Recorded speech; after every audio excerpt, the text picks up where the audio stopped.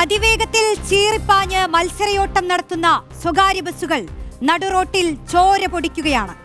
പൊതുനിരത്തിലെ സാഹസികമായ നിയമലംഘനങ്ങൾ ആഘോഷമായി കൊണ്ടാടുന്ന കാഴ്ച. സമൂഹ മാധ്യമങ്ങളിലാകട്ടെ നിയമലംഘകർക്ക് വീരപരിവേഷം. ചോദ്യം ചെയ്താൽ സ്വകാര്യ ബസ് ഉടമകളുടെ ഭീഷണിയും കയ്യാങ്കളിയും. നിരത്തുകളിലെ കുരുത്തക്കേടിന് പിഴയിട്ടാൽ അതും വിവാദം. ജനങ്ങളുടെ ജീവനും കൊണ്ട് കൂസലില്ലാതെ കുതിക്കുന്ന ബസ്സുകൾക്ക് ബ്രേക്കിടാൻ ഈ നാട്ടിലെ സംവിധാനങ്ങൾക്ക് ത്രാണിയില്ലേ എന്നാണ് കഴിഞ്ഞ ദിവസങ്ങളിൽ നമ്മൾ ചോദിച്ച ചോദ്യം.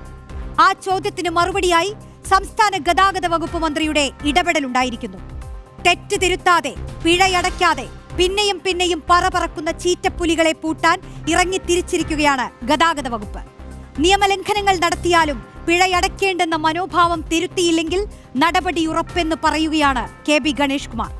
റീലുകളിലെ ഹീറോകൾ റോഡിൽ അച്ചടക്കം പാലിച്ചില്ലെങ്കിൽ കച്ചവടം മുടങ്ങുമെന്നാണ് വകുപ്പ് മന്ത്രിയുടെ താക്കീത്. ന്യൂസ് ബസ് ചോദിക്കുന്നു, പിടിച്ചു കിട്ടാനാകുമോ നടുറോട്ടിലെ നിയമലംഘകരെ?